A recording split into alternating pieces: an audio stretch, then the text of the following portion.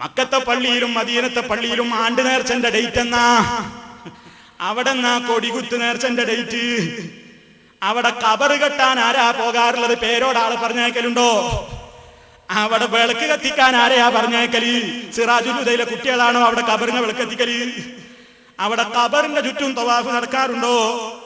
അതുപോലെ തന്നെ കബറിന്റെ അടുക്കൽ വെച്ച് സഈ നടത്താറുണ്ടോ? എണ്ണത്തിരി കത്തിച്ച് വെക്കാറുണ്ടോ? മഖ്ബറയിൽ പോയിട്ട് അവിടെ പോയിട്ട് സത്യം ചെയ്യുന്ന പരിപാടി മക്കയിലോ മദീനയിലോ ഉണ്ടോ? ഇത് അഖീദയായിട്ട് ബന്ധപ്പെട്ടതാ. ഇനി വേറെയും പറയാ, നിസ്കാരല്ലേ, കൂട്ടപ്രാർത്ഥന ഉണ്ടോ? നിങ്ങൾ ഈ പള്ളിയില്ലേ, ഈ പള്ളിയിൽ നിങ്ങൾ കൂട്ടപ്രാർത്ഥന നടത്തുന്നത് ഏത് മക്കത്തുനിന്ന് മദീനത്തുനിന്ന് ഞങ്ങൾ അത് പഠിച്ചത്? ഈ പള്ളിയിൽ നിങ്ങൾ മാശറ വിളി നടത്തുന്നത് ഏത് മക്കത്തുനിന്ന് മദീനത്തുനിന്നാണ് നിങ്ങൾ അത് പഠിച്ചത്? നിങ്ങൾ ജനാസ കൊണ്ടുപോകുമ്പോ ലാ ഇലാഹ ഇല്ലല്ലാഹ് എന്ന് ഉച്ചത്തിൽ മുദ്രാവാക്യം വിളിക്കുന്നത് പോലെ ദിക്രി ചൊല്ലി പോകുന്നു മക്കത്തും മദീനത്തുണ്ടോ? നിങ്ങൾ തൽഖീൻ ചൊല്ലുന്നു മക്കത്തും മദീനത്തും ഉറപ്പുണ്ടോ? നിങ്ങൾ ബാങ്കു ഇഖാമത്തും കൊടുക്കുന്നതിന് മുമ്പ് അല്ലാഹുമ്മ സ്വല്ലി അലാ മുഹമ്മദി വഅലാ ആലി മുഹമ്മദ് അല്ലാഹു അക്ബർ എന്ന് ബാങ്ക് കൊടുക്കുന്നു. ഇഖാമത്ത് വിളിക്കുമ്പോൾ അങ്ങനെ തന്നെ സലാത്തി ചൊല്ലുന്നു. നിങ്ങളെ പള്ളിയിൽ അങ്ങനല്ലേ? അത് മക്കത്തുണ്ടോ മദീനത്തുണ്ടോ? നിങ്ങളെ പള്ളിയിൽ സുബഹിക്ക് ഖുനൂത്ത് ഓതുന്നു. ഖുനൂത്ത് ഓതിയിട്ടില്ലെങ്കിൽ ആ മുബ്തദിയാന്ന് പറയുന്നു. മക്കത്തെ പള്ളിയിലുണ്ടോ മദീനത്തെ പള്ളിയിലുണ്ടോ? എന്താ നിങ്ങൾ ഈ പറയുന്നതിന്റെ പുതുമ? സൗദി അറേബ്യയിലേക്ക് നോക്കിയിട്ടല്ല ഞങ്ങൾ മതം തീരുമാനിക്കാറുള്ളത്. നിങ്ങൾ അതൊന്നും വിചാരിക്കണ്ട. ഞങ്ങൾ സൗദി അറേബ്യയിലേക്ക് നോക്കിയിട്ട് മതം തീരുമാനിക്കുന്നവരാണല്ല. ഞങ്ങൾ അല്ലാഹുവിന്റെ റസൂല് പറഞ്ഞതുപോലെ വിശുദ്ധ ഖുർആനും ഹദീസും എന്താണോ പഠിപ്പിക്കുന്നതെങ്കിൽ, സ്വഹാബത്ത് എന്താണ് ഐക്യകണ്ഠേന പഠിപ്പിച്ചതെങ്കിൽ അത് സ്വീകരിക്കുന്ന ആളുകൾ തന്നെയാണ്. മക്കയും മദീനയും അവനാനിക്ക് ആവശ്യമുള്ളടത്തേക്ക് ചൂണ്ട, അവനാനിക്ക് ആവശ്യമില്ലെങ്കിൽ മക്കവും മദീനൊക്കെ ചൂണ്ട. ആവശ്യമില്ലാത്ത കാര്യം വരുമ്പോ മക്കവും മദീനയും പറ്റൂല. ഈ അപകടം മണത്തറിഞ്ഞിട്ടാണ് ഈ നാട്ടിലെ ആളുകൾക്കൊക്കെ ബഹുമാനിക്കപ്പെടുന്ന സദഖത്തുള്ള മുസ്ലിയാർ അദ്ദേഹത്തിന്റെ സമ്പൂർണ്ണ ഫതാവയിലൂടെ പേരോടനെ ഒരു കാര്യം പഠിപ്പിച്ചിട്ടുണ്ട്.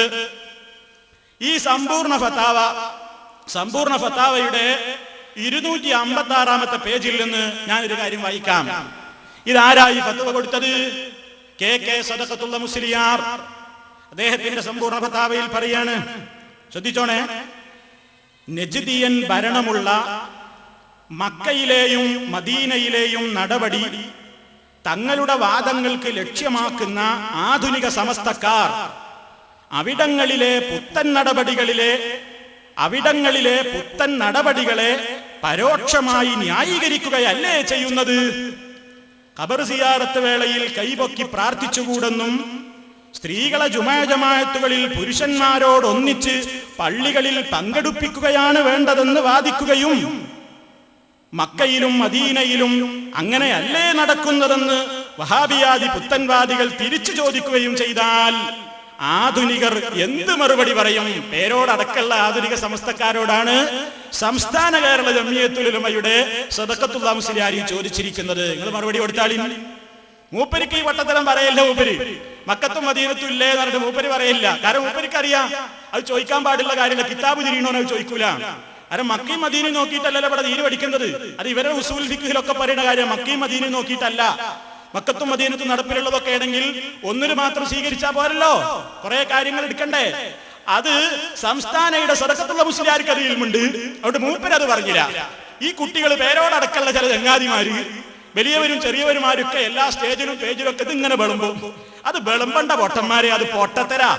മുജാഹിദീങ്ങൾ നിങ്ങളോട് 2 ചോദ്യതുപോലെ തിരിച്ചു ചോദിച്ചു ഞങ്ങൾ എന്താ പറയാന്ന് സദഖത്തുള്ള മുസ്ലിയാർ അന്ന് തന്നെ ചോദിച്ചിട്ടുണ്ട്. അത് പേരോടൊന്ന് വായിച്ച് പഠിക്കാം. അതായത് സംബന്ധിച്ച് പറയാനല്ലോ. പിന്നെ സുഹൃത്തുക്കളെ, ഇവിടെ സാലിഫികൾ ഞാൻ പറഞ്ഞല്ലോ,